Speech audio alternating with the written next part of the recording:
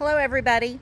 I'm coming to you from the front left corner of Steed Hall, and we are going to talk about Hydrangea, anomala, subspecies petiolaris, or climbing hydrangea. This is considered a vine. It climbs with root-like holdfasts. It's broadleaf and deciduous. It prefers rich soils, high in organic matter, and evenly moist conditions. And I've kind of looked around to try and find some pruning information, and I found nothing great or specific, so we won't note anything on that at this point. The leaf arrangement is opposite, the leaf form simple, and the leaf margin serrated. I'm going to kind of get a close-up in here so you guys can see the serrations on the leaves.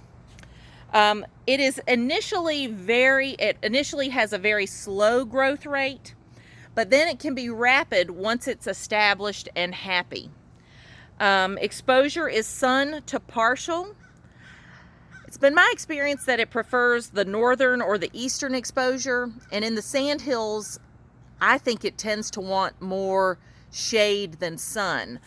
This specimen, you can see this is where it's planted, and it has crept, and all of its foliage is hiding behind this pot, or it is wrapped around the corner of the building. So it seems, which this gets hot late afternoon sun, and it seems to not like it. It wants to evade or run away from it.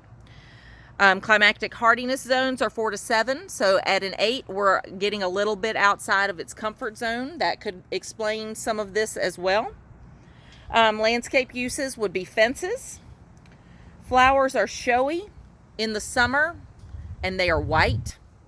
I don't see any remnants of any flowers. I don't remember seeing this bloom during the summer. I'm not sure this one blooms prolifically.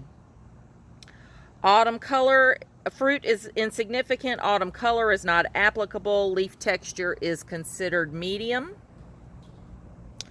Notable bark characteristics.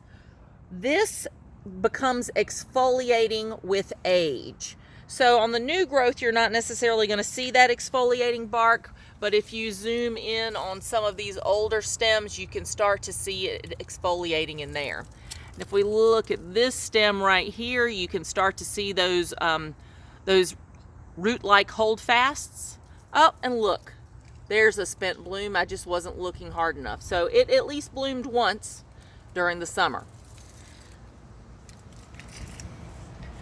No notable cultivars, no serious pests and diseases, not NC native, not US native, not invasive. I found no reference to salt tolerance, but I have a sinking suspicion it would not be very salt tolerant.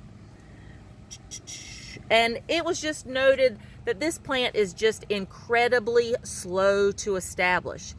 It does not transplant easily. It will transplant and sit and sit and sit. So you have to have some patience with this plant. It's in Durr on page 496. And we're on the front left corner of Steed Hall.